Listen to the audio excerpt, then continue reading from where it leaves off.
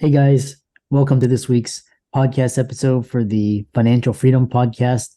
I'm your host, Dr. Christopher Liu, and today I have a very special guest, Kavin Patel, and he's a two-time entrepreneur. He's the founder at Convrrt, and it's the white label landing page builder used by top SaaS companies.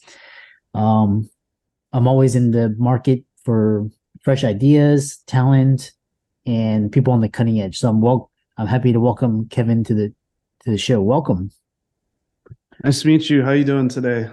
Good. We connected through Podmatch, and today's going to be talking about all about software as a service, tech entrepreneurship. Tell the audience how you got started, and we'll go from there. Yeah, it kind of just started in college, honestly, just really trying to figure out what I wanted to do growing up.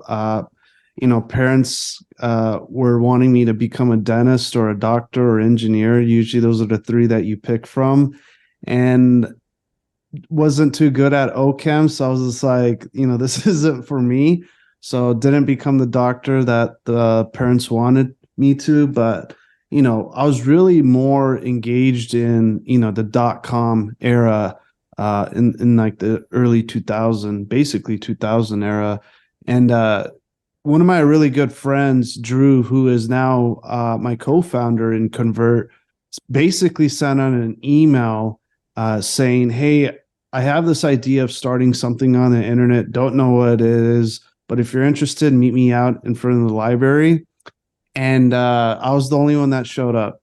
And so that was the beginning of our, you can say, like, hustle of making something on the internet. And we started off by creating websites, doing design work, and that's what kind of led us into SaaS, because that's, I feel like what happened is, like, you're tired of the service providing all day, and so the next best thing is to probably go into SaaS, and it's 10 times harder, but you end up kind of having more fun on just creating your own product and growing from there.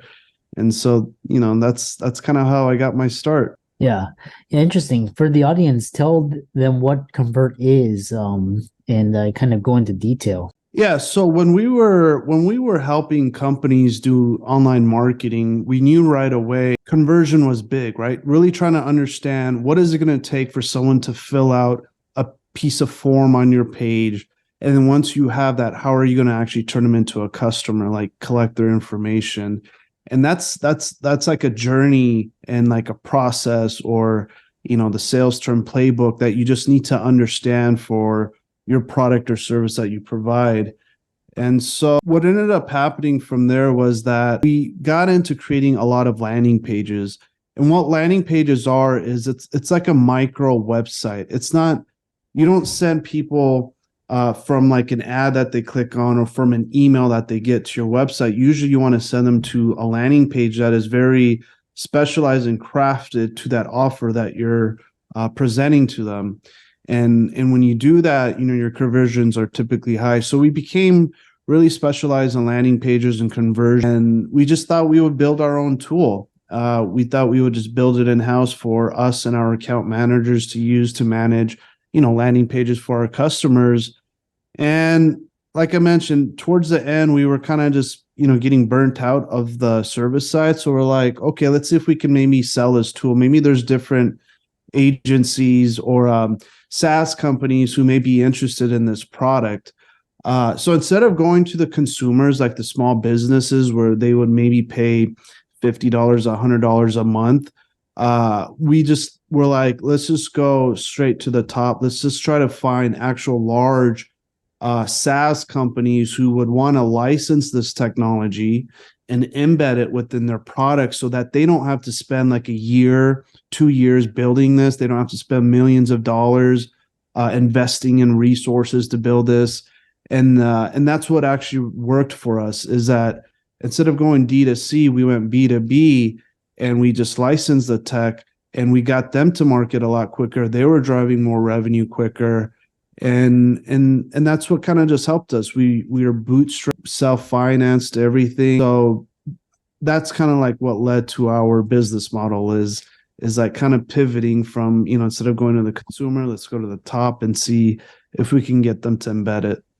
Yeah, that's quite interesting. And one thing that I love about I love when Mark Andreessen said that software is eating the world, and you're seeing this play out in real time. And this idea where you're talking about now software as a service. So people that haven't heard of that or kind of need to expand and tell you how you increase customer loyalty and advocacy among your SaaS user base.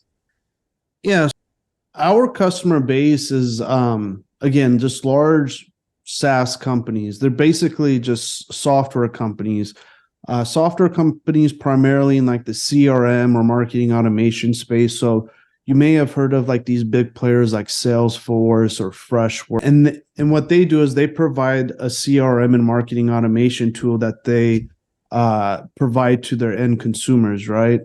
And so for us, it was really just about how do we build that relationship with the product manager and kind of the customer support team within their organization. And so for us, when it comes to customer loyalty, it's really building that relationship with that kind of the key stakeholders within that organization and just making them feel that this product is really providing value to their end customers. And so a lot of the time, we're just having to basically do ongoing webinar education for their end consumers, like how to use these tools properly, or how does it work with other digital marketing efforts. The other times, it's really just like providing them updates on what's to come, kind of staying ahead of the curve of like, hey, we've heard X amount of other customers talk about this feature. We thought it would be a good fit for you. So, would you be interested in rolling this out to your customers? And 9 out of 10 times they're really excited because we're helping them kind of manage their product roadmap at their point. And that's where like kind of like that loyalty comes in, is that instead of looking this as like a customer type of thing, it's like a partnership, right? They rely on us to help manage their product roadmap when it comes to like the lead acquisition features. And so it's really up to us to provide that data and knowledge to them so that they can accelerate both their marketing efforts or sales efforts and go to market strategy. Yeah. And I love that. And talk about scalability because, a lot of doctors on here, they listen to this, they work crazy hours, and they have no time, but tell kind of expand like why technology you're able to leverage, platforms, so SaaS, and you actually get network effects, exponential effects. Yeah. So when it comes to scaling, I think there's really two sides, right? There's like scaling your own company, and then there's making sure the product itself scales.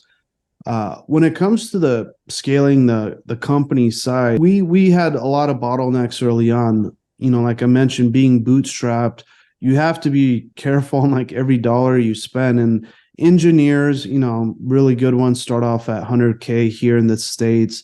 And so, we could probably only afford maybe half of one early on. And how much work can you really get done with that? So we had to get creative. Like we went offshores. We spent, I would say, close to 2 to 3 years just trying to build the core product team. Finding the right culture, the right resources that know your tech stack, really having a passion to want to really solve the problem that we're trying to solve. So that was the first part. And again, like that isn't easy. Like, again, we spent like 3 years just really trying to figure that out. And once we got that team put together, we were then able to make the product scale. Like we built it so it's like a multi-tenant system. It's very easy to configure each organization that comes in. We don't have a lot of overhead like resources when it comes to like the infrastructure side. And so now we're at a point where we are entering what you may heard of like PLG, like a product-led growth model that would allow people to come directly to the website and sign up themselves and set up their own instance and everything instead of going through the whole traditional book a demo piece. And so there's like that scalability even on the marketing and sales effort that comes with that. And so again, for us, it was really just getting that team put together in the very beginning. And that's what helped us get the product out. And then that's what helped us scale the sales and marketing efforts. Yeah, I love that. You have a lot of expertise. And what's the connection between? Yeah, and earlier on. You talked about bootstrapped, and so what are some advantages of being, bootstrapping versus outside capital? Kind of expand upon that. Yeah, I mean, one thing that I really like to talk about is when you're bootstrapped, it really forces you to get out there and try to sell the product, right? Like that's the only way you're going to live, basically, or keep the lights on in the office. You don't have revenue coming in. I mean, this product is going to die. So it like kind of holds that a level of accountability, I guess you can say, to make you get out there. And that's what we did. I mean, like if I looked at some of my LinkedIn messages or outbound emails and phone calls, like it was probably at least in the 300-400s, which was like the span over a year, maybe a year and a half of just like really crafting this to like top C-level people, where until someone finally hit, like it just took that one contract to finally get us to like, start putting food on our table, my other co-founder's table, and then like start hiring resources from there.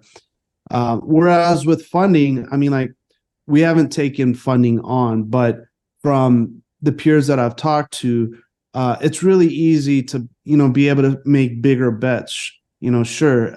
But like sometimes you rely on different mediums for that customer acquisition, which is like maybe paid ads or, those types of verticals, like maybe like building out a partnership team. But what's more important is actually trying to get out on the field and try to meet these people, listen to their pain problems, and like pivot off of that. And so that's what helped us, I think, with being bootstrapped, is like we really were forced to listen to these pain problems and solve for it.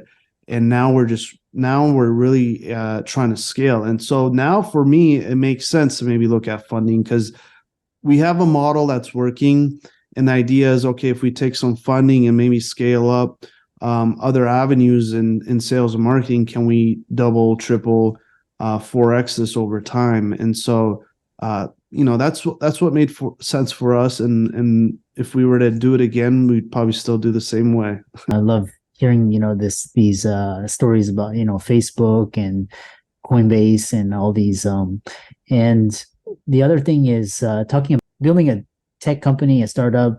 There's there's always plateaus, and you get your product market fit, then you raise your Series A. Talk about practical advice on how companies in various series stages can break past their plateau. One thing that I've seen is, after kind of like this whole correction in the market, a lot of companies started to scale back on their spending, and they're really trying to get core on their objectives and mission. And a lot of that also has reflected on what type of vendors they work with. I think we're coming to a part where, like, SaaS companies were always big on trying to build IP in-house. There was always this mantra, like, we got to build it, we got to build it, we got to own the IP. And like really quickly you see and understand that, like you're not always going to be good at everything. Like there's going to be some people who specialize in those certain things. Like for lead acquisition tools, go to Convrrt. For analytic tools, go to maybe Keen.io. And so what we're seeing now is that, software companies want to see a really quick proof of concept to see if this is going to work within like days. And if they are, they're ready to make that commitment and pay. And so where we are is like we're trying to really make this product so that it can open it up to like project managers, to engineers, to basically allow them to like spin up their own staging and production environment and just test it in-house, like with a couple of customers. And if it works from there, that's what kind of leads them to like upgrade to the next package and buy something. And so I think when it comes to that plateau piece, you're sometimes seeing it on like sales, marketing, or a lot of the time even on product side. Like you're not iterating or delivering new value or feature that your customers are asking for.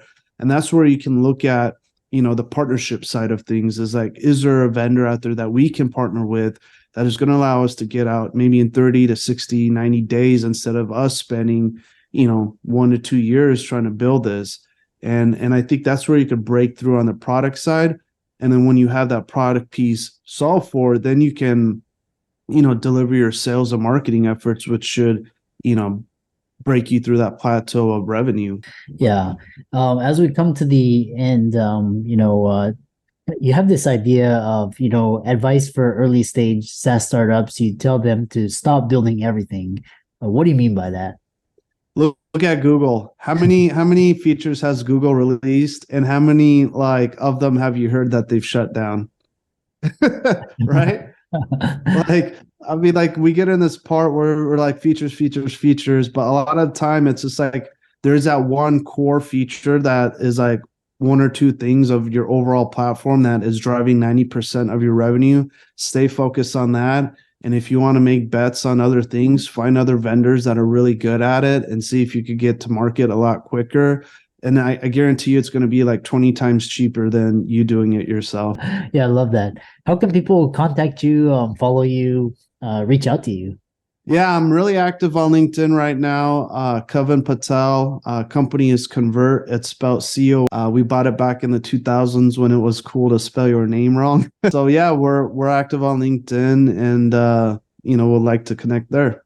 Yeah. And for all the audience out there listening, Kavin, for this fantastic conversation. Very rarely do you get to hear from SaaS tech entrepreneur founders, and really great. All of the resources will be in the links and show notes. And with that, thanks so much for coming out to the podcast. I appreciate it. Thanks again.